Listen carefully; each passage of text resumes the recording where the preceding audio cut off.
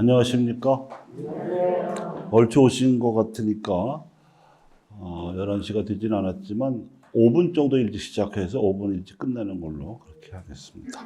성부와 성자와 성령의 이름으로 아멘. 자, 오늘은 마테오 복음에 대해서 공부할 차례인데요. 우리가 그 성경을 신구약 성경 합본이나 신약 성서만 사서 읽을 때 제일 먼저 나오는 책이 마태복음서입니다. 쓰여지기는 두 번째이지만 어쩐 영문인지 하여튼 인쇄된 성경책에는 제일 먼저 나와 있는데 첫 페이지를 이제 조금만 먹고 이렇게 들춰보다 보면 낯선 인명으로 가득 찬 족보가 나와서 읽다가 덮죠. 이렇게 덮어요. 왜냐하면 도저히 아무리 읽어도 이스라엘 사람들 이름 아무리 읽어봐야 이해가 안 되니까. 그런데 마테오가 그걸 모르고 제일 첫머리에 족보를 써놓은 건 아니고 적어도 마테오 복음서가 쓰여질 당시에 독자층은 유대계 출신 그리스도인이었기 때문에 그들은 다 알아들었습니다. 그리고 마테오는 통한의 심정으로 족보를 넣은 거예요.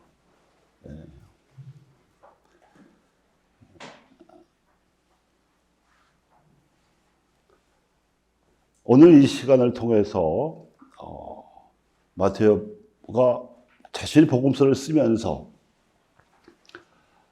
유대계 출신 그리스도인들에게 정말 심어주고자 했던 메시지, 즉 부활신앙, 부활하신 그리스도를 어떻게 교회 안에서 만날 수 있느냐의 문제를 다루겠고, 이것이 사회사목이나 사회교리와 관련해서는 최고선의 가치가 무엇인가?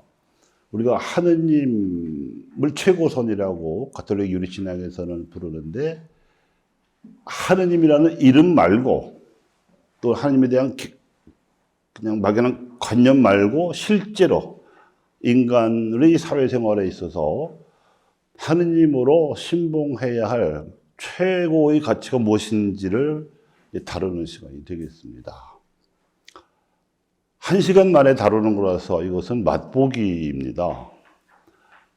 다음에 더 본격적으로 1년 동안 다루게 될 과정의 맛보기라서 마치 우리가 여행을 떠나기 전에 여행지의 지도를 보면서 머릿속으로 그려보는 정도이지만, 그러나 마테오 복음의 정수, 알맹이, 핵심을 미리 말씀드리는 것이기 때문에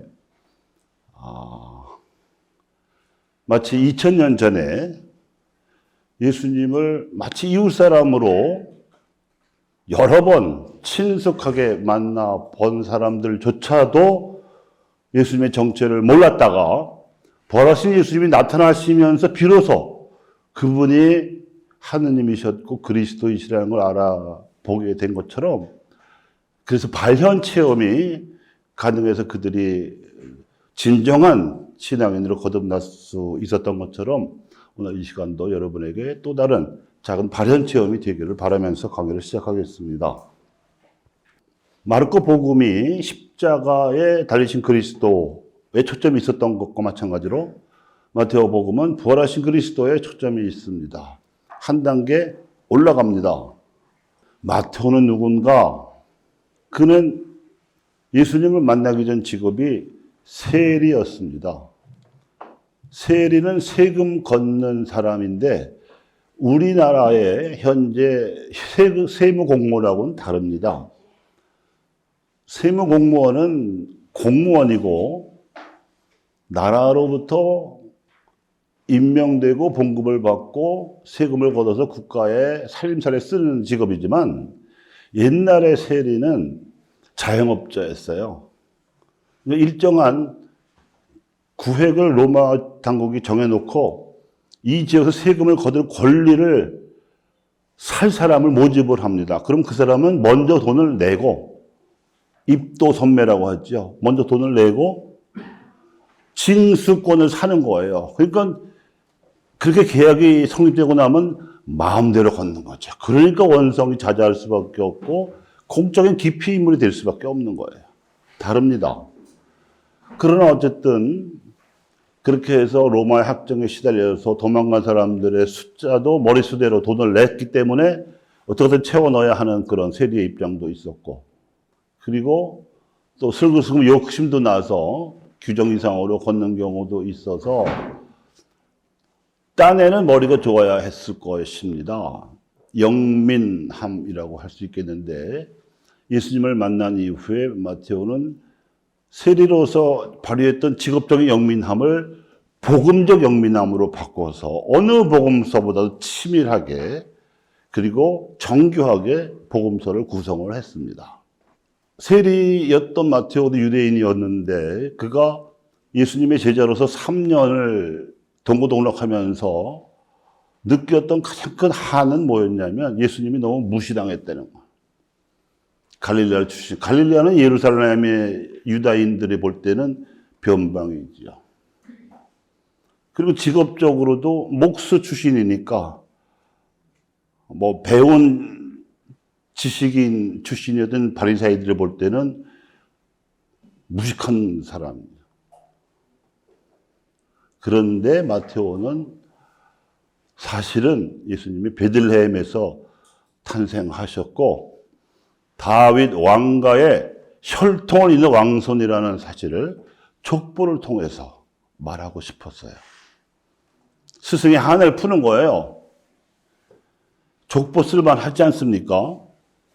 그리고 예수님의 참 모습을 자신의 동족인 유대인들에게 제대로 전하는 일과 못지않게 또 복음서를 쓰지 않으면 안 됐던 아주 절실한 사정이 있었습니다.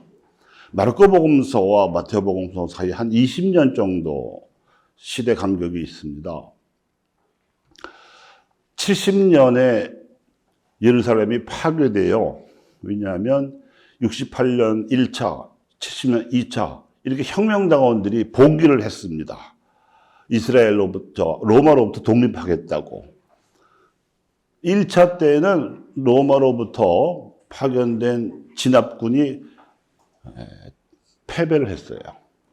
그래서 2차 독립전쟁이 일어났을 적에는 더 잔인한 전술을 구사하는 로마 장군을 보내가지고 완전히 파괴해버리고, 그리고 보통 나라와 나라 사이 전쟁을 해서 이기거나 지면은 그냥 권력을 빼앗는 것으로 그치는데 얼마나 로마군이 당했던지 아예 유대인들을 전부 추방해버렸어요.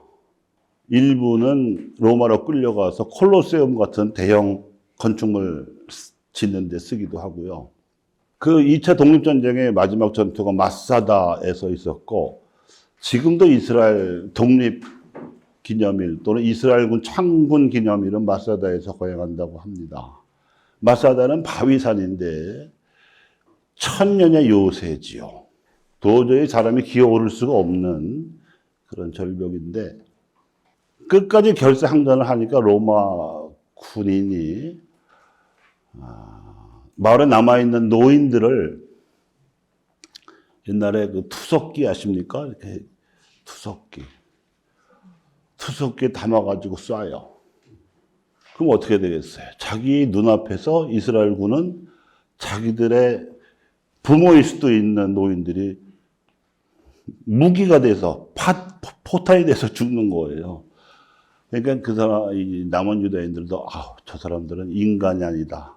차라리 죽자, 자결하자 이래갖고 이 양이나 소를 키우는 목축업자한테 짐승을 고통 없이 죽이는 비결을 물어가지고 10명씩을 한조로 해서 그 비결을 배운 사람들이 9명을 죽이고 자기도 자결하고 이래갖고 다 죽어요. 다 전원이. 아주 세계 전사의 전무후무한 그런 잔인했고 끔찍한 그런 일이 있을 정도로 70년은 대단한 한 해였습니다. 아무튼 그 이후에 다 뿔뿔이 흩어졌어요. 그러니까 유다인들, 신자들도 로마 제국의 영역 곳곳으로 흩어졌습니다. 이제 유다인들이 흩어져서 모여 사는 일종의 이제 교포 사회, 이거를 이제 물방울 같이 흩어져 있다 그래서 디아스포라라고 합니다.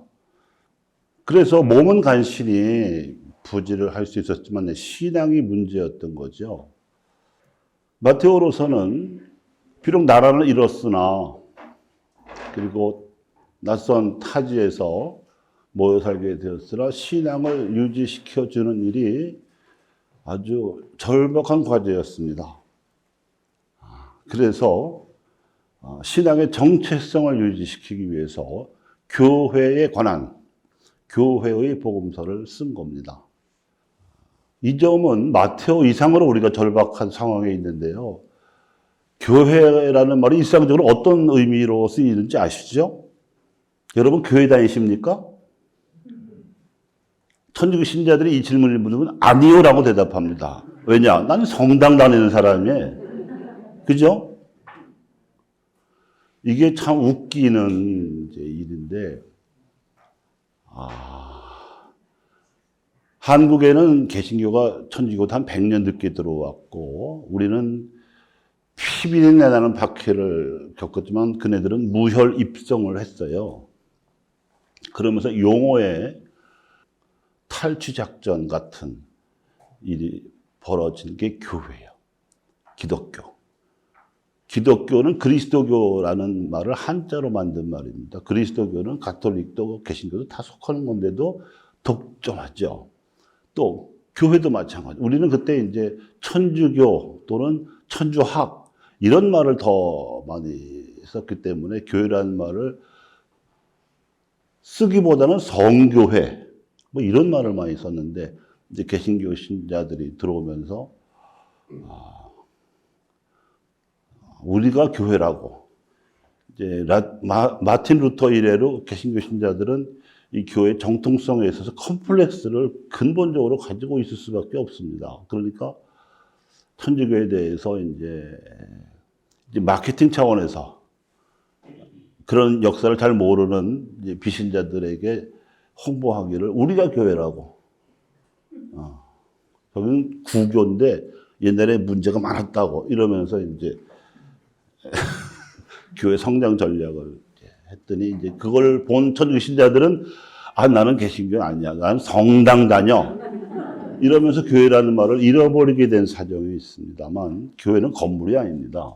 건물은 불교는 사찰, 개신교는 예배당, 우리는 성당. 이런 구분이 다 있어요. 건물은 건물이지 교회가 아닙니다. 교회는 신자들의 공동체지요. 신자들의 공동체가 예배나 또는 전례를 하기 위한 공간을 지으면 그게 성당이고 예배당이죠. 그래서 이곳 흑석동도 공문을 쓸 때 공식 명칭은 천주교 서울대교구 흑석동 교회입니다. 그런데 미사는 성당에서 하는 거지. 대성전도 있고 뭐 하나의 혼인잔치 성당도 있는 거죠. 우리가 이제 미사 때 사도신경을 외우잖아요. 그러면 전반부가 하느님의 삼위일체 신앙 고백이에요. 성부, 성자, 성령. 그 다음에가 교회에 대한 신앙 고백이 이어지거든요. 그러면 거룩하고 보편된 교회를 믿으며라고 하지 성당을 믿으며라고는 안 해요. 그렇죠? 대신경으로 가면 하나여 거룩하고 보편되며 사도로부터 오는 교회를 믿나이다 그러지 성당을 믿는다고 안 한다고요. 근데 이게 뭐 다 모르는 게 아니지만 입에 성당이 붙어 있다 보니까 교회 의식이 희박해지는 일종의 위기가 온 거죠. 성당은 뭐야? 주일날 1시간만 가서 때우면 되는 거지. 미사 구경하러 가면 되는 거지. 무슨 살아야 되는 게 아니잖아요. 근데 교회는 사는 거예요. 마테오의 입장에서는 그래요. 그것도 부활하신 그리스도를 만나면서 사는 공동체가 교회였어요. 박해 시대인데 또 흩어져 있는 판에 건물이 하나 있겠어요? 다 집집마다 돌아가면서 모임을 했던 시절이죠. 그런데도 교회였어요. 그건 사도 바울 시대도 마찬가지죠. 마테오는 자신의 복음서를 읽게 된 신자들이 주로 유대인들이었기 때문에 예수님의 주요한 행적마다 구약 성서, 특히 예언자들이 써놓은 예언서의 기록으로 입증하는데 심혈을 기울였습니다. 그래서 마태복음서 읽어보시면 곳곳에 이렇게 해서 이러이러한 말씀이 이루어졌다가 나와요. 예수님이야말로 예언자들이 이미 오시리라고 예고했던 메시아이시라는 것을 논증하고자 한 거죠. 그런데 또 마테오는 교회 의식만 강조한 것이 아니고 부활신앙을 더 강조했습니다. 구약의 예언자들도 부활은 몰랐거든요. 알 수가 없었습니다. 메시아가 오지 않으셨기 때문에. 그나마 우리가 대림 시기에 많이 듣고 또 사순 시기에 더 많이 듣는 이사야 예언에 보면 장차 오실 메시아의 고난에 대해서 마치 앞에서 보는 것처럼 묘사를 해놓고 있는 건 정말 탁월한 예언이 아닐 수가 없습니다. 마테오는 예언자들도 미처 알지 못했던 예수님의 부활의 역점을 두어서 탄생에서부터 십자가 죽음에까지 그분은 하느님께서 보내신 분, 그분의 신성을 강조를 했고요. 그리고 비록 통한의 억울한 비극적인 죽음을 당하시긴 했지만 그건 육신의 죽음일 뿐이고 그분은 하느님이시기 때문에 죽음에도 불구하고 그분은 다시 살아나셔서 부활하신 존재로 신자들과 함께 하신다. 이게 현존 혹은 발현이라고 하는데요. 이거를 아주 초미의 관심사로 강조를 했어요. 이 부활하신 그리스도의 현존에 대한 믿음이야말로 신앙인이냐 아니냐를 가늠하는 시금석이고 교회가 살아있을 수 있느냐 죽느냐 망하느냐를 좌우할 수 있는 문제라고 생각을 했기 때문에 그래요. 그래서 우리 천주교 신자들의 교회의식이 약화되어 있는 데다가 부활도 뭐 죽음 이후에 영원히 살아나는 것 정도로 생각하는 수준이라면 교회는 적신호라고 봐야 됩니다. 교회를, 그리스도의 몸이라고는 교회를 움직일 수 있는 에너지가 없는 거예요. 원동력이 없는 거라고. 우리 자신을 포함해서 우리가 어떻게 부활을 생각하는지를 잘 생각해 보시죠. 1년에 한 번 부활 대축일을 잘 지냅니다. 분명해요.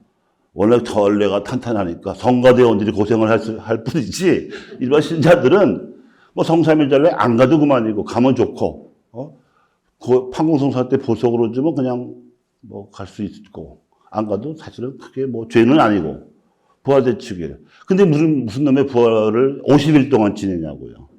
예수님께서 부활하셨다는 것만 알리고 기념하기 위한 거라면 한 번의 대축일 전례면 충분해요. 50일 동안 지내는 이유는 결국 신자들도 부활하라는 뜻인데, 아니, 죽은 다음에 부활하는 건 자동으로 이루어질 일 텐데 뭘 50일씩 지내냐고요. 근데 한 번도 우리는 그런 데 대해서 의문을 가진 적이 있다, 없다? 가지면 이상한 거야. 그거 왜 따지니, 너는? 그냥 믿어. 이게 우리 분위기예요. 그 외에는 부활을 생각할 일이 없어요. 근데 우리는 그래도 교리 때 배우면 부활신앙은 그리스도 신앙의 기본이다, 기반이다, 핵심이다. 이런 말은 또 어디서 듣죠? 이게 어떻게 된 건가? 이런 상관관계가 묵상거리긴 한데 우리는 그런 묵상을 잘 안 하죠. 골치 아프니까. 그거 안 따져도 뭐 미사하는데 아무 지장 없잖아요. 그래서 마르코복음을 우리가 십자가에 달리신 그리스도의 초점을 맞춰서 설명을 했고, 이제 마태복음서를 부활하신 그리스도에 초점을 맞추자면 이 십자가와 부활 사이에 징검다리가 필요합니다. 첫 번째 징검다리는 십자가 죽음 안에 담겨 있는 무수한 시행착오, 어둠의 역사를 이해하는 일이에요. 예수님이 돌아가시고 나서 마테오가 복음서를 쓰기까지도 거의 한 두세 대 정도가 흐르게 되는데요. 또 이후에 2000년이 흐른 지금도 아니 그 당시에 목숨을 걸고 예수님에 관한 믿음을 고백하는 신자들이 그렇게 많았고 그 막강했던 로마 제국까지 그리스도교화 시킬 정도의 힘이었으면 이제 지금 세상은 거의 천국이 되어 있어야 되는 정도로 시간이 많이 흘렀는데 아직도 안 믿는 사람이 수두룩하고 믿는 사람들도 믿는지 안 믿는지 그렇죠? 이걸 어떻게 해석을 해야 되나 하는 문제가 있는 거예요. 그거는 직접적으로는 인간의 죄 또는 나약함 때문이고 더 근본적으로는 세상은 하느님께서만 움직이시는 게 아니고 하나님께 대적하는 마귀가 방해를 하고 있다는 거예요. 창세기에 나오는 창조설화에 나오는 뱀으로 상징되는 사탄 혹은 마귀는 지금도 여전히 하느님도 영적인 존재이시지만 마귀도 영적인 존재라서 시각을 하고 상관이 없습니다. 시공을 초월하지요. 거의 성공적으로 마귀는 사람들을 움직이고 있다고 봐야죠. 사람들은 마귀가 시키는지도 모르고 자기가 원하는 거라고 착각을 하고 죄를 저지르고 하느님을 멀리하고 그렇게 삽니다. 그게 예수님이 돌아가셔야 했던 이유라고 보는 거예요. 마태복음서는. 예수님이 왜 죄도 없이 십자가에 달려서 그렇게 비참하게 돌아가셔야 했느냐? 사람들의 죄, 세상의 죄. 우리가 미사 때 영성체하기 직전마다 외치는 바로 그 기도문이죠. 보라, 천주의 어린 양, 세상의 죄를 없애시는 분이시니 이 성천에 초대받은 이는 복되도다 할 때 세상의 죄입니다.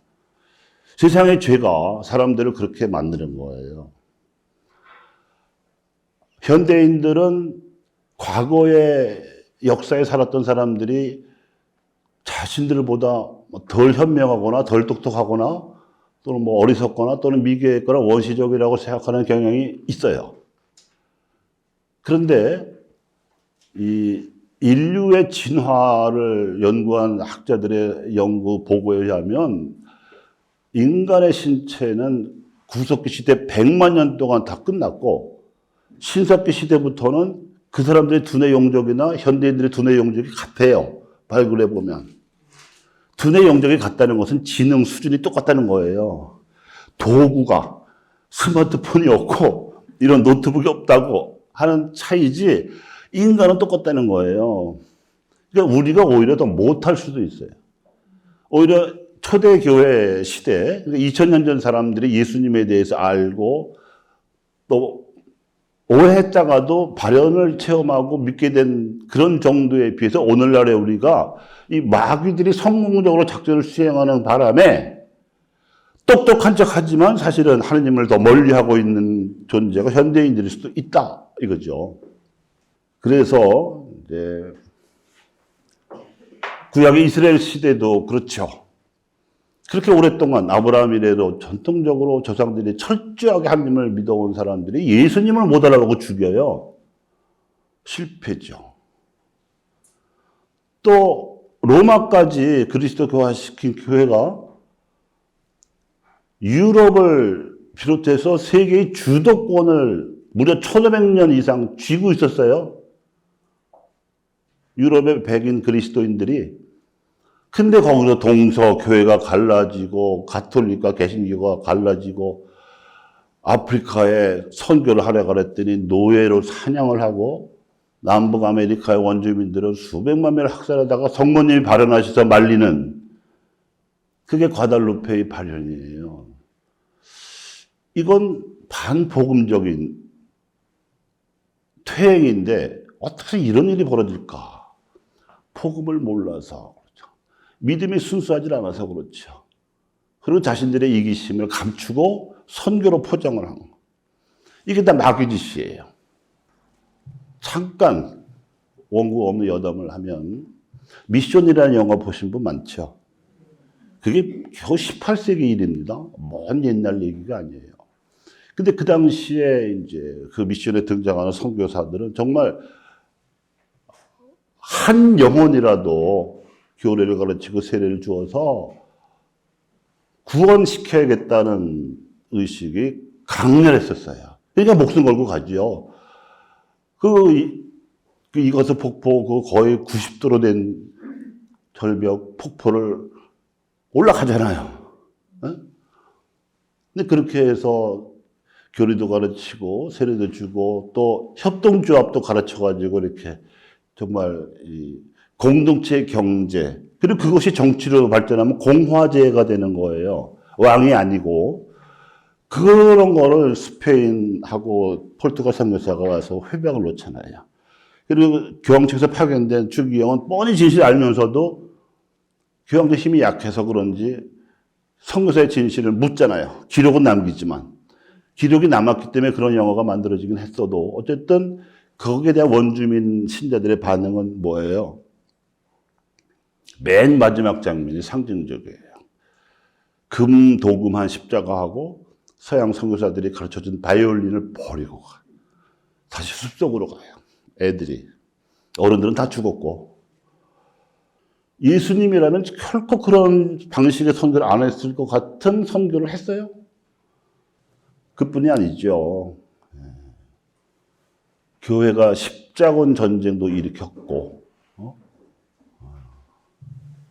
마녀 사냥도 했고, 종교 재판도 했고, 그러면서 사람들로 하여금 스스로 하나님을 등지게 만든 세속화의 이 현상이 다 마귀의 방해와 인간의 나약함. 그리고 또 이제 과학이 발달하면서 세상을 더 편리하게 살게 만들기도 했지만 하느님하고 멀리 떨어져 놓기도 했어요. 특히 18, 19세기가 그러했습니다. 그래서 과학 만능주의는 신앙과 배치되는 걸로 생각하게 만들었어요. 그래서 제2차 바티칸 공회가 60년 전에 열렸을 때, 이 마테오 복음사가가 제시한 메시지를 공회에 모인 주교님들이 담기 위해서 지적으로, 영적으로, 또 사목적으로 노력을 많이 했습니다. 그 흔적이 이겁니다. 사목헌장 22장의 말씀인데, 마테오는 부활하신 그리스도라고 이제 표현을 했고, 그것은 그 당시에 유대인들에게 맞는 표현이었는데, 이제 20세기 주교님들은 용어를 이렇게 바꿔요. 새 인간 그리스도. 우리를 위하여 순환하심으로써 그리스도께서는 우리로 하여금 당신 발자취를 따르도록 모범을 보여주셨을 뿐 아니라 또한 새로운 길을 열어주시어 우리가 그 길을 따르면 생명과 죽음이 모두 성화되어 새로운 뜻을 가지게 하셨다. 그리스도께서는 죽음으로서 당신 죽음을 쳐부수시고 부활하셨으며 풍성한 생명을 우리에게 주셨다. 이렇게 현대적인 표현으로 설명을 했습니다. 이것이 이제 부활에 대한 해석이 되는데 세상이 과학시대로 접어들고 있다는 것을 인정하고 또 신앙뿐만 아니라 하나님께서는 사람들에게 이성이라는 능력을 주셨다는 것도 인정하고 이제 그 표현을 담아가지고 설명을 하는 거예요. 그러면서도 비록 시대는 다르고 표현 방식은 달랐어도 예수님을 가장 가까이서 보았던 초대 교회 사람들, 고대 교회 사람들이 믿는 신앙 수준으로 우리도 돌아가자 하는 호소를 하는 겁니다. 그래서 부활 해석이 새 인간이신 그리스도와 함께 인간 공동체를 이루는 교회로 번역이 돼요. 많은 형제들 가운데서 맞이신 그리스도께서는 죽으시고 부활하신 뒤에 당신을 믿고 사랑하는 모든 인간들 사이에 새로운 형제적 일치를 성령의 은사로서 제정해 주셨다. 이 성령의 은사는 오늘 이 강의의 마지막 부분에 다시 자세히 설명드리게 될 사기지은 네 가지 신기한 은혜, 은총입니다. 그것은 바로 그리스도의 몸이신 교회이며 교회 안에서 모든 사람이 서로 지체를 이루고 각기 맡은 바야 여러 가지 은사를 따라 서로 봉사하는 것이다. 32장의 가르침입니다. 마태복음서도 그냥 읽으면 무슨 낯선 인명들이 꽉 족보에 가득 차서 읽기 어렵듯이 현대어로 쓰여진 공예 문헌도 이렇게 이것만 보면 다 그게 그 소리 갖고 뭐 좋은 말씀이겠지 하고 의심은 안 하지만 알아듣기가 쉽지가 않죠. 그래서 이런 시간이 필요한 겁니다. 공회에 모인 주교님들이 이렇게 마태복음을 포함해서 복음서에 담겨 있는 진리를 현대인들에게 설명하기까지 징검다리 역할을 한 세 사람의 아주 탁월한 학자들이 있습니다. 공회 이전 가톨릭 교회는 고루하고 전통지향적이고 권위적이고 봉건적이고 하여튼 뭐 근대인들이 떨쳐버리고 싶은 모습은 그냥 다 가지고 있었거든요. 근데 그거를 떨치고 벗어야겠다, 변해야 되겠다고 생각을 하게 만든 사람이 있습니다. 우선 마르코 복음과 마테오 복음을 이어주는 고린말은 지금까지 살펴본 대로 첫째는 죽음이고요. 그리고 부활입니다. 그리고 이 죽음과 부활을 합해서 이 새 인간과 생명으로 나타나지요. 그리고 생명은 고립된 개체의 생명이 아니라 새로운 형제적 일치와 그리스도의 몸인 교회입니다. 이러한 생각으로 각성시킨 첫 번째 인물은 앙리 베르그송이라고 하는 프랑스 철학자예요. 이분의 학설을 창조적 진화론이라고 합니다. 그 전까지 창조론주의자들과 진화론주의자들이 피 터지게 싸웠어요. 지금까지도 싸우고 있는 사람들도 있어요. 그리고 아직도 그 두 이슈를 이해하지 못하고 있는 신자들도 많이 있다고 저에게는 보여져요. 뭐가 옳은지 모르겠다. 제가 학교 다닐 때만 해도 학교 가서는 진화론이 맞다고 시험 문제 써야 점수를 받았고, 주일학교 가면 주일학교 선생님들이 창조론에 대해서 가르치고, 모순된 성장기를 저도 보냈습니다. 합해서 말해주질 않았어요. 그때가 그랬어요. 근데 이 베르그송은 이제 부모님이 다 한 분은 폴란드계, 한 분은 아일랜드계 유대인이셨는데 프랑스에 살면서 공부를 많이 했어요. 우리는 보통 이과 아니면 문과 아닙니까? 근데 이 양반은 이과, 문과를 다 천재적인 성적으로 졸업한 사람. 수학 문제를 풀면 수학 문제를 내준 선생님보다 더 잘 풀어가지고 수학 잡지에 낼 정도로 그런데 수학은 재미없다고 안 하고 철학으로 들어가요. 철학에서 이 양반이 책을 내면은 참고 문헌만 책 한 권이야. 그러니까 이제 종래와 다른 새로운 학설을 주장하니까 검증을 해 봤겠죠. 특히 과학자들이 다 해본 거야, 다. 그리고 자기네 과학의 전문적인 학술사들까지 다 이해하고 통달한 다음에 각주를 달았기 때문에 말을 못하는 거야. 베르그송에 대해서는. 소설을 썼어요. 그게 노벨 문학상까지 받은 사람이에요. 저는 신학생 때 이분에 대해서 알게 되고 참 감명을 많이 받았어요. 제가 다니는 학교는 외대 프랑스어과였고 거기서는 분명히 교수도 작품도 가톨릭 작품인데 하나같이 옹졸하고 고집쟁이고 시대에 뒤떨어진 뒤틀의 모습뿐이었고 아주 불편했습니다. 제가 배우면서도. 근데 그거를 떠나서 이제 신학교에 가서 앙리 베르그송에 대해서 배우니까 이분이 뭐라고 했냐면 소설가는 성인이 되어야 한다고 그랬어요. 왜냐? 소설가는 자기의 작품에서 작중 인물을 창조하기 때문에. 저는 그걸 공감하는 게 신학교 가기 전에 여러분 사람의 아들이라는 단편 소설을 아십니까? 이문열이라는 그 나름 글재주가 있다는 사람이 쓴 그 사람의 아들을 제가 20대에 읽고서 얼마나 헷갈렸는지 몰라요. 헷갈렸어요. 베르그송을 읽고 이문열을 멀리하기 시작했죠. 아유, 엉터리. 아직 판단력이 성숙하지 않은 처지에서는 앞선 사람들이 잘못 써놓으면 헤매는 거예요. 그래서 이 앙리 베르그송으로 인해서 과학자들에게는 이 광대한 우주와 또 그 안에 유일하게 생명체가 살 수 있는 지구의 신비를 만드신 창조주께 대한 신앙을 버리지 않고도 과학을 할 수 있는 신앙을 심어줬고요. 교회와 신자들에게는 과학의 정당한 발전을 인정하면서도 얼마든지 창조신앙을 견지할 수 있도록 해줬습니다.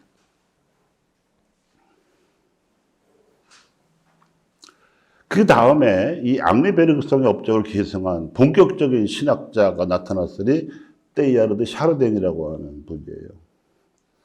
이분은 예수의 주신 신부인데, 신부니까 당연히 신학도 공부했지만 전공은 고생물학이었어요. 그게 북경원인이라고 중국에서 발견된 아주 그 고대인들의 유적을 발굴하는 일도 했습니다. 그래서 그는 신학자이기 때문에 처음부터 베르그성의 입장에서 유물을 또 유적을 진화의 거대한 여정의 한 지점으로 봤고, 그 마지막 지점이 히랍어로 오메가라는 말이 영어로는 W인데요. 히랍에서 그게 마지막 말이에요. 영어는 Z가 마지막 철자지만 거기는 오메가가 마지막인데, 오메가 포인트가 예수 그리스도다. 하나님께서는 예수 그리스도를 보내셔서 우리 인류가 진화해서 지향해야 될 목표를 미리 보여주셨다. 이렇게 설명했어요. 앙리베르그성의 철학을 신학화한 현대 가톨릭 교회의 예언자입니다. 그가 공회 이전까지는 이단 취급도 받았어요. 뭔 헛소리 하는 거야. 그래서 교수직도 박탈당하기도 하고 박해도 받았지만 지금은 예언자로 인정을 받습니다. 인간현상이라는 유명한 책이 있는데 유럽에서 이 책을 모르면 가톨릭 지성인 취급을 못 받는다고 할 정도로 유명한 책이에요. 근데 읽어보면 너무 어려워. 여러분들은 지금 행운인 줄 아셔야 돼. 이렇게 쉬운 말로 짧게 핵심을 간추려서 읽기가 쉽지가 않아요. 세 번째 인물은 앙리 드 리박. 이분은 공회에 직접 참여도 하셨어요. 추기경까지 되셨는데 역시 프랑스 사람입니다. 그래서 앙리베르그성의 입장, 즉 창조적 진화론, 또 테이야르드 샤르댕의 그런 이제 말하자면 진취적인 신학에 의해서 미래의 지평을 확보했으니 이제 이 앙리 드 리박이 부르짖은 말은 뭐냐면, 그렇다면 우리는 교회의 뿌리인 교부가 누구냐면요, 예수님의 제자가 사도가 됐죠. 사도의 제자들이 교부예요. 그런데 그 교부들을 한 세대만 뜻하는 게 아니라 고대 교회의 지도자들은 전부 교부라고 불러요. 경칭이죠. 경칭. 교회의 아버지라는 뜻이에요. 그래서 교부들의 저술을 낱낱이 프랑스어로 다 번역을 해요. 400권이 넘는 거를 다 번역해요. 학회를 만들어서. 교부학이라는 게 그래서 생겨나요. 그래서 우리보다 먼저 믿은 사람들의 그런 전통을 우리가 딛고 우리가 새로운 미래를 바라봐야 한다. 그래서 요한 23세가 거기에 영감을 받아가지고 초대교회로 돌아가자 하는 바티칸 제2차 공회의 슬로건이 나온 거예요. 올바른 교회의 개혁 방향을 설정한 것이죠. 그래서 그분이 쓰신 것은 그리스도교 신비 사상과 인간이라는 아주 어려운 제목의 책인데, 이분이 이제 개척한 신학 분야가 기초신학이라는 건데요. 기초신학은 뭐냐 하면 아무것도 전제하지 않고 무신론 또 세속화의 현상을 전제하고 그러면 우리가 하나님을 얘기하자, 이런 거예요. 그래서 이 세 학자의 그 주장과 메시지를 종합을 하면 좀 빠르게 제가 설명해 나갈게요. 진화는 부인할 수 없다.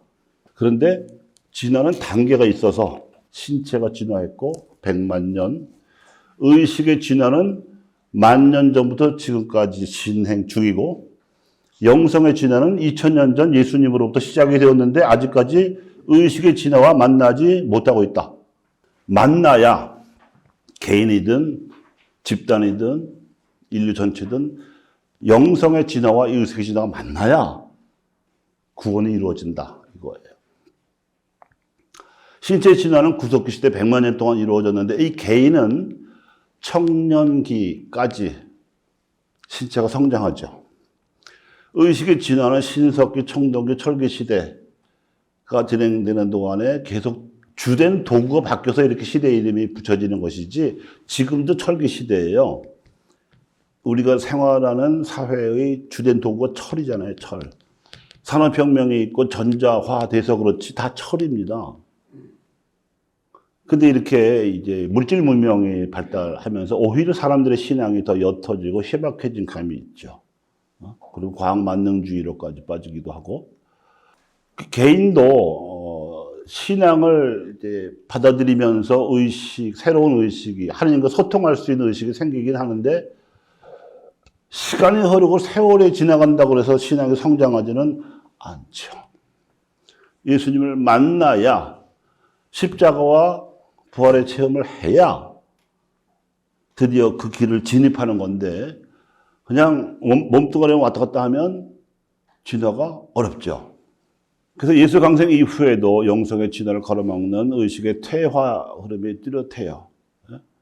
그 대표적인 징조가 무신론, 세속화, 개인주의, 쾌락주의, 황금만능주의, 자본주의와 공산주의 같은 사조인데, 결론은 신체와 의식과 영성의 진화로 나타나는 하나님 섭리의 흐름을 이해하는 지적인 또는 문화적인 노력이 필요하다는 겁니다.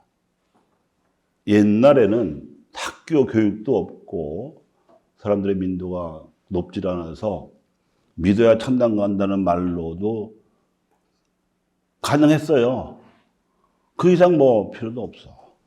그래서 박해가 닥치면 치명은 더욱 직천당이다. 지금은 그렇게 해서는 노력을 이끌어낼 수가 없어요. 자발적이고 창의적인 노력을 이끌어낼 수가 없어. 알아들어야 될 거 아닙니까? 그래야 자기가 할 수 있는 동기가 유발되지요. 공예의 주교님들이 부활을 공동체라고 해석을 하신 것처럼 이미 예수님은 마태복음 18장 20절에서 둘이나 셋이 마음을 모아 구하면 무엇인지 내가 이루어주겠다고 약속을 하셨는데 우리는 흘려들었죠. 둘이나 셋이 모이면 갑자기 우리가 초정자가 된다는 뜻이 아닙니다. 그 안에 부활하신 예수님이 함께 하신다는 뜻이에요. 약속입니다. 보증수표. 그래서 부활이라고 하는 것은 죽은 육신이 다시 살아나는 소생 사건이 아니라 생명 진화에 관한 하나님의 섭리와 계획에 따라서 의식과 영성을 영원한 생명으로 진화시키신 예수 그리스도를 본받는 삶입니다. 그리고 이 부활의 삶은 예수의 신성을 믿는 신앙과 부활하신 그리스도의 현존에 힘입은 공동체의 삶. 그래서 사람은 죽는데 인간은 죽지 않는다는 인간 불사의 신앙이 생겨난 것입니다. 자, 여기까지를 이제 현대의 가톨릭 교회가 마태복음서를 이해하기 위한 선 지식으로 삼으시고 이제 본격적으로 그러나 전체를 훑어보기 위한 그런 목표로 마태복음서를 살펴보겠습니다. 마태복음서는 교회라는 말이 유일하게 나오는 교회의 복음서입니다. 절박한 신앙 위기 현상 속에서 교회를 위한 복음서를 성령의 감도로 저술했습니다. 이제 그거를 표현한 성화지요. 마테오가 던지는 질문은 이것입니다. 부활하신 그리스도를 어디서 만날 수 있는가? 부활하신 그리스도의 정체는 부활하신 인간이시기 때문에 그리고 그분이 공생활에서 미리 보여주셨기 때문에 그분을 믿는 데서부터 출발한다. 그래서 우리가 신앙 고백문, 즉 대신경에서는 이렇게 고백을 하죠. 하느님으로서 인간의 구원을 위하여 하늘에서 내려오신 분이시고 성령으로 잉태되셔 사람이 되신 분이시고 순환하시고 부활하신 분이시며 승천하시어 심판하러 오실 분입니다. 그리고 그 분이 우리에게 성령을 보내셔서 교회를 이룩하시는데 교회는 하나이고 거룩하고 보편되며 사도로부터 이어오는 교회라고 우리가 믿는 것입니다. 성령을 통해서 교회 안에서 이루어지는 구원을 진리로 고백하는데 이것이 이제 어려운 서양 철학의 언어로 정리된 신앙 고백문이지요. 이미 말씀드렸던 신체와 의식과 영성의 진화라는 측면에서 이 부활을 이해하시기 바랍니다. 그 사실 전쟁을 생각하면요, 진짜 이건 인간 의식의 퇴화 현상의 대표적이라고 생각해요. 동물도 자기 종은 죽이지 않아요. 서식지를 두고 다투기는 하지만 죽이지는 않아요. 인간은 자기 종을 죽이는 유일한 종이에요. 미쳤어. 이 지능으로 말이죠. 어떻게 하면 효과적으로 많이 죽이는지 연구해가지고 어마어마한 살상 무기를 만들어가지고 서로 잘난 척하고 죽인다니까요. 이게 이런 부활신앙의 입장에서 생각해보면 미친 짓이에요. 그게 우리도 이제 신체야 다 우리가 다 어른이지만 의식도 영성의 진화 방향으로 이렇게 진입을 해야 돼요. 신앙도 진화하셔야 된다고요. 이 말이 부담이 되지 않으시길 바라고요. 기쁜 소식이 되길 바라요. 전쟁은 극적으로 나타날 뿐이지만 평소에도 일상적인 사회 구조에서 사람을 교묘하게 억압하고 조종하고 착취하는 거 다 의식의 퇴화 현상이에요. 갑질하는 것도 마찬가지죠. 그래서 공동체라는 것은 이미 이 현세인 지금 여기서부터 최소 단위가 둘이나 셋이죠. 그 대표적인 단위는 가정이고, 그래서 개체들이 따로따로 그것도 적대적으로 존재하지 않고 한 몸처럼, 그리고 그 한 몸처럼 만드는 에너지가 사랑이지요. 그렇게 해서 예수님이 하느님으로서 현존하시게끔 하는 형태가 공동체예요. 그래서 마테오는 세례받은 신자들이 공동체로 살아갈 수 있도록 예수님의 가르침을 5가지로 집대성해 놓았습니다. 첫째가 5장에서 7장에 나오는 산상설교이고요. 둘째가 10장에 나오는 파견설교입니다. 그리고 셋째는 13장에 나와 있는 비유설교이고, 그리고 넷째가 18장에 나와 있는 공동체 설교입니다. 그리고 5번째가 24장, 25장에 나와 있는 종말 설교입니다. 산상설교는 5설교 중에 가장 유명하고 대표적인 설교이죠. 그 중에서도 또 대표적인 백미는 진복팔단입니다. 이 진복팔단의 끝에는 이것이 진리이기 때문에 사람들이 박해할 수 있다는 가능성을 전제하고 예수님이 당신 제자들이나 신자들을 단돌이 하시는, 각오를 단단히 시키는 그런 대목이 있어요. 그럴 때 오히려 기죽지 말라는 거예요. 예언자들도 다 그렇게 박해를 받았다는 거죠. 그리고 이제 진복팔단에 이어서 산상설교에는 아주 주옥 같은 말씀들이 많이 있습니다. 한두 번쯤, 그 이상 많이 보셨을 겁니다.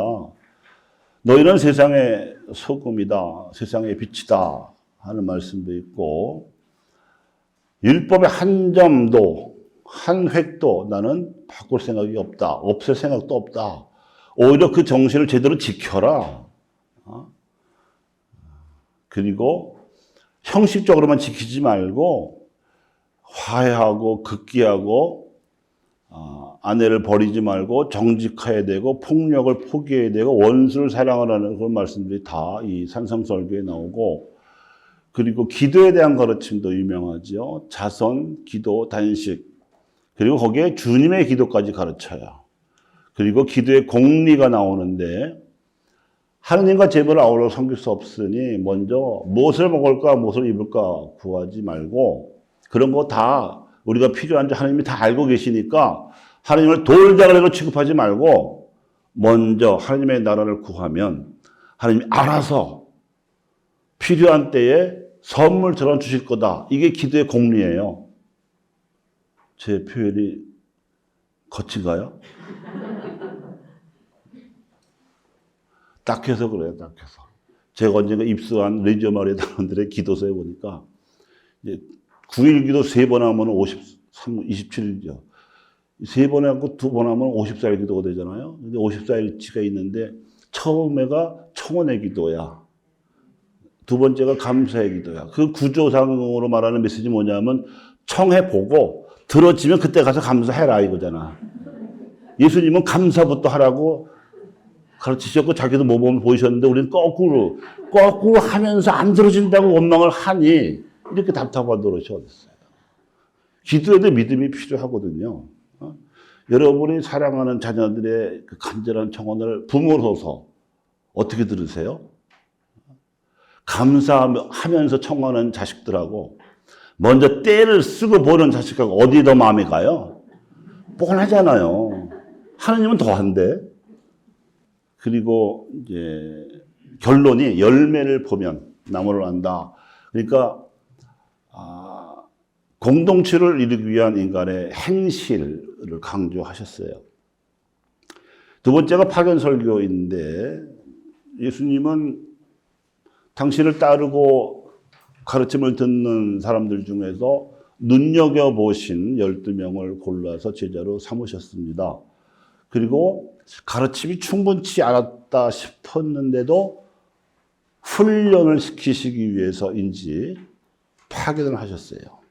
근데 2번 파견하시는데 마테오 복음서에는 1번만 나옵니다. 루카 복음서에 가야 2번이 나오는데 전체적으로 보면 제자단의 구성은 일단 12명이 있고요. 12명이 곳곳에 갔는데 이미 곳곳에는 예수님의 가르침을 듣기도 했고 기적을 목격도 했고 실제로 기적을 체험하기도 한 지지자들이 있었습니다. 그 지지자들이 집에 머무르는 거예요.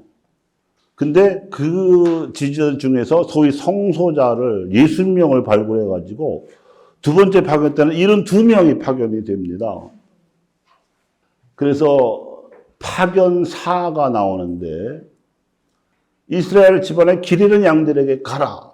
이거 주인 없는 양 주워가지고 양치기 노릇하라는 뜻이 아니에요. 소외된 사람들을 선택해라는 뜻이에요. 그리고 챙겨가지 마라. 왜냐? 너희를 환대해줄 나의 지지자들이 있다. 그리고 무장도 하지 마라. 위화감을 주지 말라는 거지요. 그리고 어디를 가거든 마땅한 사람을 찾아내라고 하는데 마땅한 사람이 바로 이 예수의 토박이 지지자들입니다.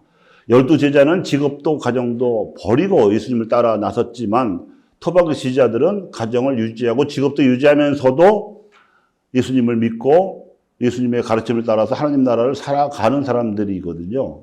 우군이죠, 우군. 그 사람이 우군인지 아닌지를 어떻게 아냐? 암구호가 있었습니다.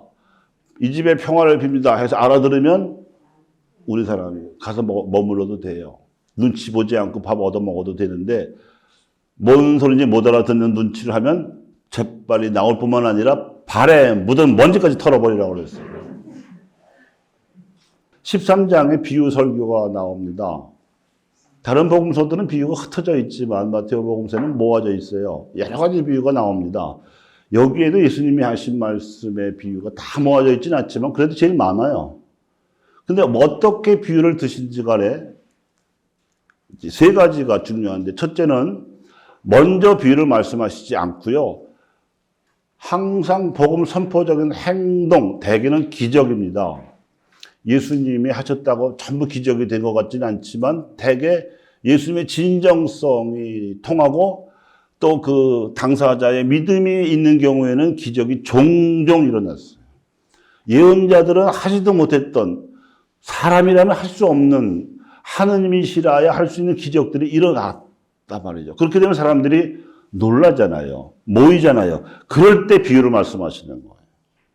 그래서 행동이 먼저다 하는 거고 이렇게 사람들이 주목을 할 때 여러분들도 이 기적을 체험한 사람처럼 하나님 사랑의 나라로 들어오십시오 하고 초대를 하는 거예요. 그 말이 들을 귀가 있는 사람은 알아들어라 하는 말이에요. 그렇지만 알아들을 귀를 가지려면 세상의 죄, 마귀가 지배하는 세상의 죄에서는 일단 거리를 둬야 하는 거고 이게 회개예요. 그래서 비유의 기능은 초대와 촉구를 가지고 있습니다. 많은 비유가 있습니다. 씨 뿌리는 사람의 비유부터 가라지의 비유, 겨자씨의 비유, 누룩의 비유. 아마 이거는 살림살이하는 주부들 앞에서 하셨겠지요. 보물의 비유는 아마 상인들 앞에서 하셨을 것 같습니다. 씨 뿌리는 사람의 비유와 당연히 말할 것도 없이 농부들 앞에서 하셨을 테고, 그물의 비유는 어부들 앞에서 하셨겠지요. 그래서 이게 예수님의 사회교리예요. 당신도 뭐 사회적인 체험을 했어야 이런 비유를 자유자재로 소재를 동원할 수 있는 것이기도 하겠지만, 듣는 사람들의 사회적 체험을 감안한 가르침이죠. 그 당시의 사회교리예요. 오늘날의 사회교리가 예수님의 사회교리처럼 쉽고 재밌어야 되는데 능력이 부족해서 사회교리가 아직 전파가 안 되는 것 같습니다. 그래도 가능한 방법으로 저는 복음서를 통해서 사회교리를 이해시키는 게 좋겠다 해서 이런 강좌가 마련된 것이죠. 18장은 공동체 설교라고 합니다. 특히 용서가 강조되어 있는데요. 교회 안에 모인 형제들 사이의 태도, 즉 교우들 사이의 관계를 말합니다. 형제가 죄를 지으면 깨우쳐 주라는 것이고 함께 기도하면서 현전을 느껴라. 하나님 안에서 형제를 용서하고 받아들이는 일이 대단히 중요하다. 온 세상을 차지하는 것만큼 중요하다 강조하셨어요. 현 교황님께서는 이것을 이제 시노달리타스라고 표현하셨어요. 히라보인데 함께 길을 간다 그런 뜻이에요. 예수님이 무언가를 아주 진정성 있게 강조하실 때 흔히 하는 관용구가 진실로 말한다 이런 말씀이거든요. 어떨 땐 두 번을 반복하는데 내가 진실로 말하노니 너희 가운데 두 사람이 땅에서 마음을 모아 청하면 하늘에 계신 내 아버지께서 이루어 주실 것이다. 어마어마한 거의 백지수표 수준의 보증이죠. 마음을 모아 구하는 그렇게 중요하다는 뜻이기도 하고 어렵기도 하다는 뜻도 들어있을 거예요. 당신의 현존을 약속하셨습니다. 그 반대의 경우에 어떻게 될 거냐. 그래서 매정한 종의 비유가 나오는데요. 이 그림을 보시면은 빚쟁이가 엄청난 빚을 상금받고 자기 동료한테 가서는 얼마 되지도 않는 돈 가지고 호통을 쳐갖고 받아냈다는 얘기인데 그 예수님이 드신 이 두 경우의 금액 차이가 어마어마해요. 그 당시에 노동자의 하루 품삯이요 노동자 가족의 하루 생활비가 한 데나리온이었는데 이 데나리온 단위보다 더 높은 화폐 단위가 탈렌트였거든요. 탈렌트가 6천 데나리온이었어요. 그 6천 데나리온, 한 탤런트를 벌려면 6천일을 일해야 되는 거예요. 1년에 300일 정도 일한다고 치면 20년치 연봉인 거죠. 근데 이 사람이 예수님의 비유 안에서 탕감받은 돈은 얼마게요? 1만 달란트였어요. 1만 달란트 뭐 20만 년 일해야 되는 거. 도저히 불가능할 정도로 어마어마한 빚을 우리는 하나님한테 지고 있다. 그거 탕감받고 있는 거다, 너희들은. 그러니까 째째게 굴지 말라 이거예요. 서로 받아들여라. 그래서 이런 마테오 복음의 그 공동체에 관한 메시지가 같은 시대인 초대교회, 아까 말씀드렸죠. 70년에 예루살렘 망했고 초대교회 본사는 에페소로 넘어갑니다. 예루살렘에서 시도를 했었고 에페소와 또 그 당시 소아시아 7교회에서 시작된 초대교회의 실천이 공동생활이에요. 모두 함께 지내며 모든 것을 공동으로 소유한 것. 그리고 그들 안에 가난한 사람이 하나도 없게 된 것. 이것이 이제 요즘의 용어로 보면 기본소득 개념입니다. 모두가 최저 생활비는 보장받을 수 있는 사회. 그래서 노동력을 보존해야 노동을 해서 사회에도 기여하고 자기도 더 큰 필요한 수입을 얻을 수가 있게 만들어야 이게 사람 사는 세상이지. 송파 세모년 사건 아시나요? 이건 사람 사는 세상이 아니라는 거죠. 최근에 프란치스코 교황님께서도 모든 형제들이라는 회칙을 통해서 이 마테오의 메시지를 다시 강조를 하신 바가 있습니다. 마테오는 이 18장에서 공동체에 대해서 강조하면서 나중에 이제 십자가 죽음 이후 예수의 발현 사건을 보도하는 대목에서 네 가지를 보도합니다. 네 가지라고 하는 분류는 마테오가 한 건 아니고 사도 바오로가 고린토면 이제 그리스 땅이거든요.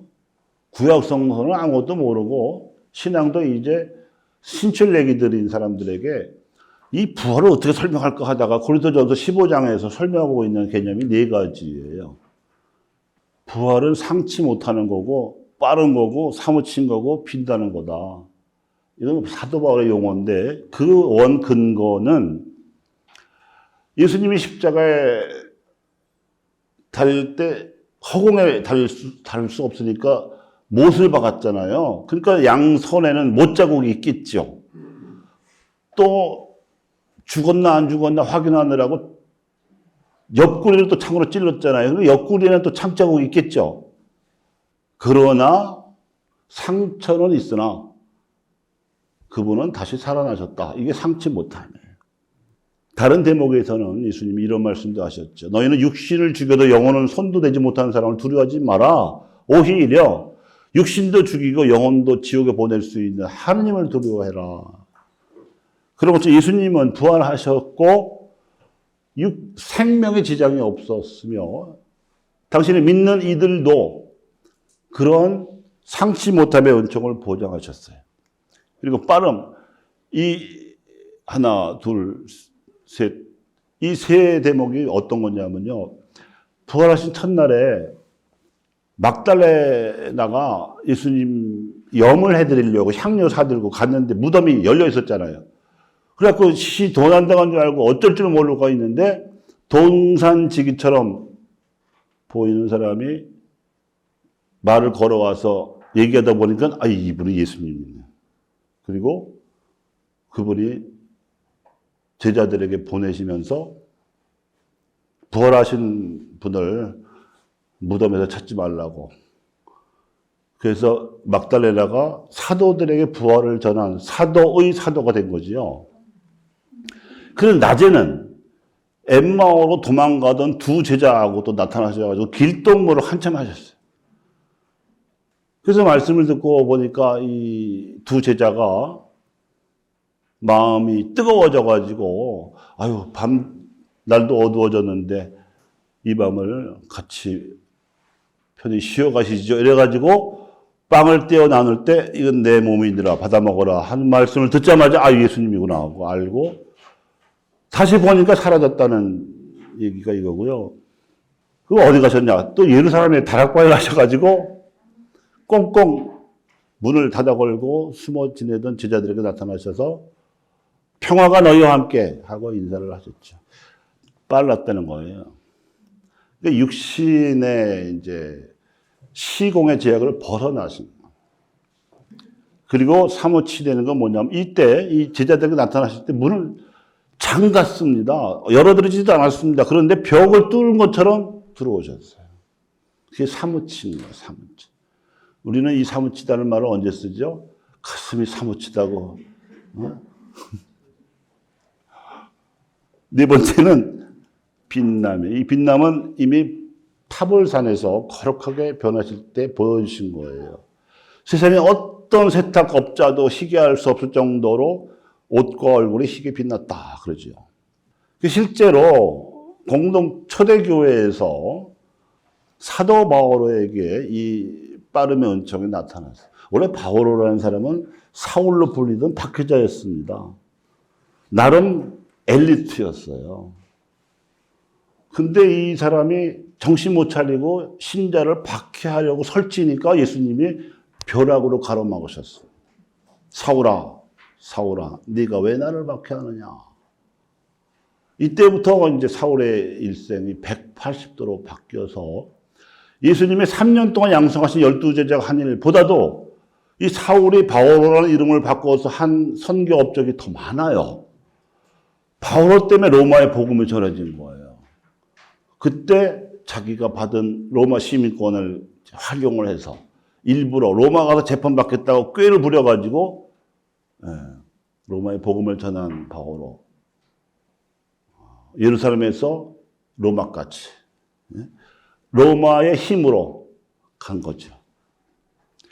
또 한국의 초대교회에서 이벽도 마찬가지인데요.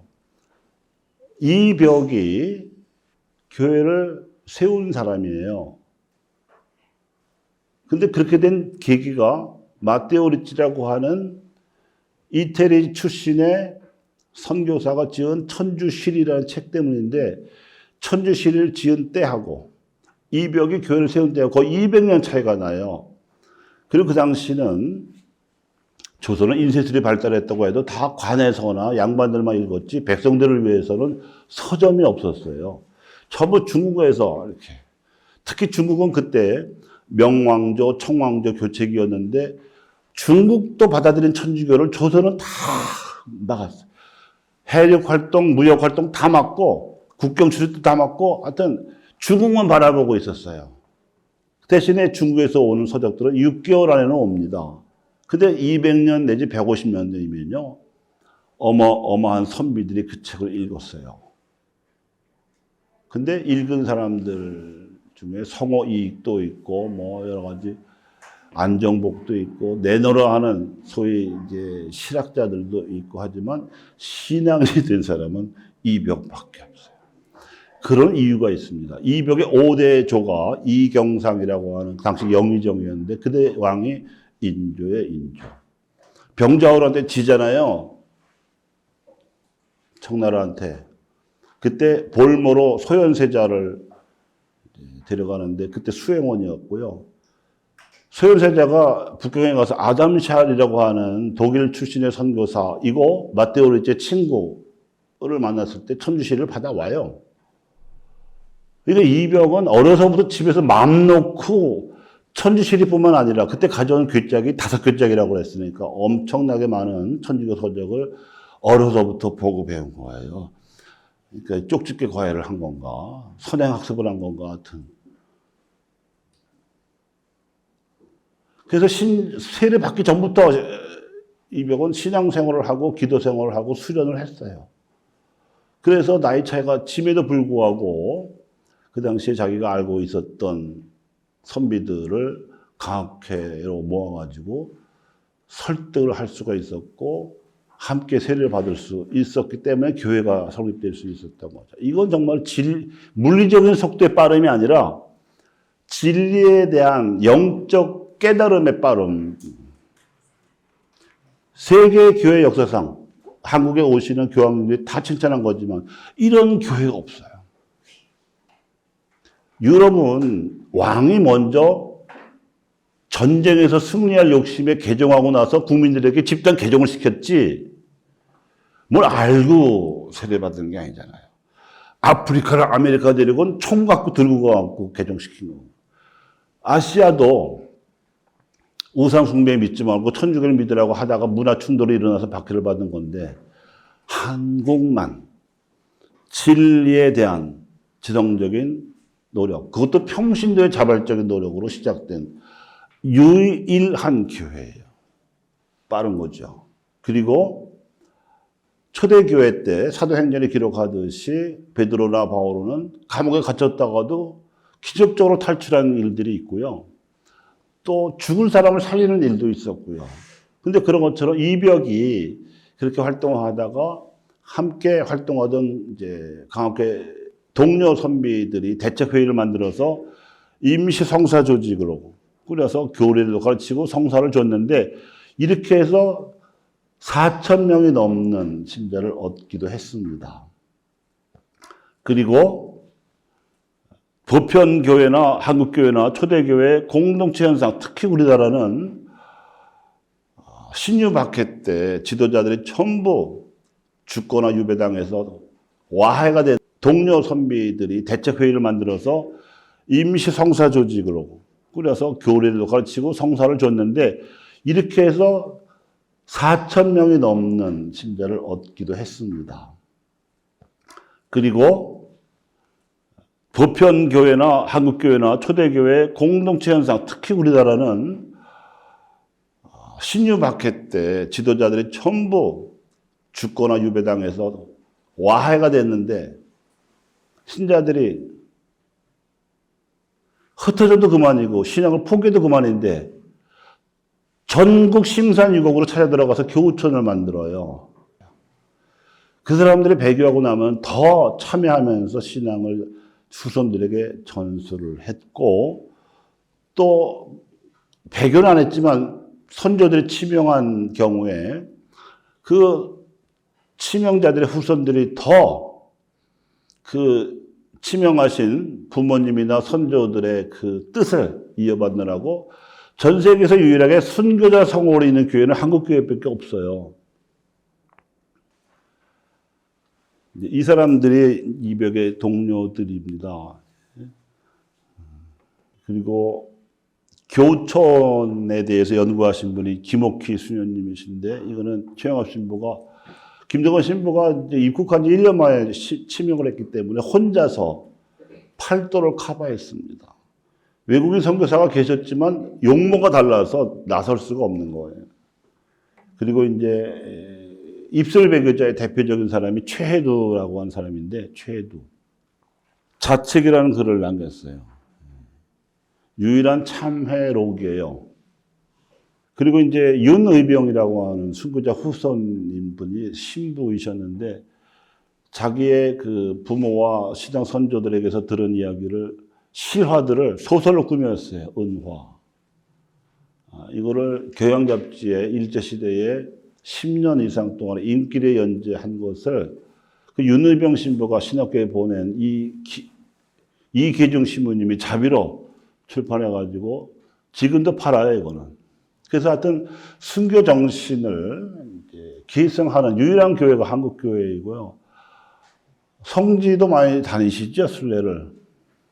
이제 마지막 설교는 종말 설교입니다. 여기서 이제 앙리베르글송이나 때이러드 샤르댕이나 또 앙리 드리박 같은 학자들에 의해서 우리가 알게 된 것은 성서의 언어를 인격적이고 역사적이고 그리고 공동체적으로 알아들어야 한다는 것을 배웠어요. 이게 해석의 코드예요.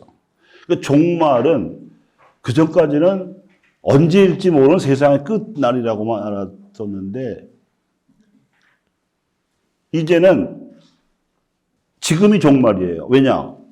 예수님이 빛이시고 창조이시고 시자이시기 때문에 빛이 오면 어둠은 몰려나갈 수밖에 없으니까 종말인 겁니다. 악의 종말이고 선의 시작이고 이게 동시에요. 지금이 종말이에요. 그러니까 최후의 심판이라는 것도 죽은 다음에 받는 것도 기본이지만 지금 매 순간 우리가 하는 양심의 판단과 양심에 따른 행위 모두를 다 하나님에게서 우리가 심판받고 있다는 의식이 필요하다는 거죠. 또 사실 뭐 우리가 좋은 일 하면 기쁨이라는 신호가 오고요. 죄를 지으면 불안이라는 신호가 오는 게 다 그 심판이죠. 최후 심판의 기준은 사랑입니다. 특히 보잘것없는 이들에 대한 사랑입니다.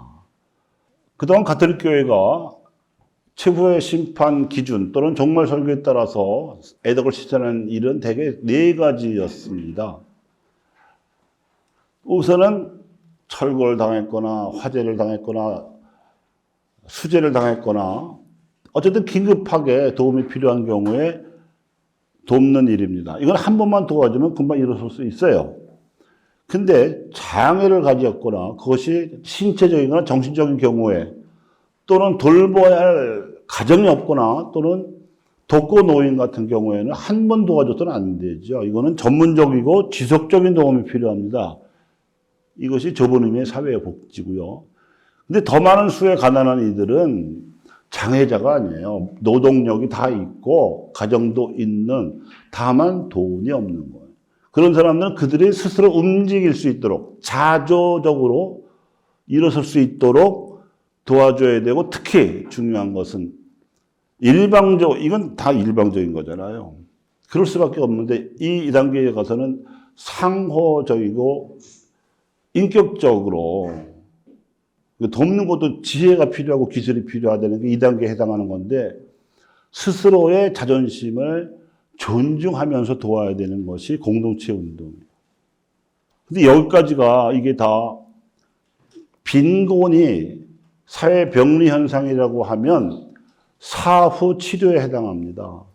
근데 모든 병도 병이 났으면 치료해야 되지만 더 중요한 거는 예방을 사전에 하는 것이듯이 사회가 이런 빈곤이나 또는 삶의 벼랑 끝에 몰려서 위기를 겪지 않도록 하려면 사람들의 의식을 바르게 해주는 캠페인도 필요하고요. 법률이 필요한 게 제때 만들어지고 필요한 정책이 세워져야 되는데, 이것은 여론을 형성하는 운동이 필요한 거예요. 이게 사회운동이에요. 그래서 마태복음이 의도하는 바는 요한 23세께서 최고선이라고 정의를 하셨어요. 지상의 평화라는 회칙 38항에 있는 말씀인데, 진리와 정의와 사랑과 자유를 토대로 하는 새로운 방식의 관계를 형성하기 위해서 이 가치에 투신하는 것, 이것이 부활의 삶이라고 정의를 하셨고, 요한 23세는 그분이 교황되시기 전에 윤리신학자이셨어요. 그래서 윤리신학 교과서가 이때부터 다시 쓰여졌습니다. 그래서 제가 시간 계산을 잘못해가지고 쓸데없이 말이 많아져가지고 시간을 초과했습니다. 죄송합니다. 어쨌든 마태복음서의 맛보기, 그러나 또 다른 작은 발현의 체험이 되실 수 있도록 안내를 해드렸습니다. 성부와 성자와 성령의 이름으로 아멘.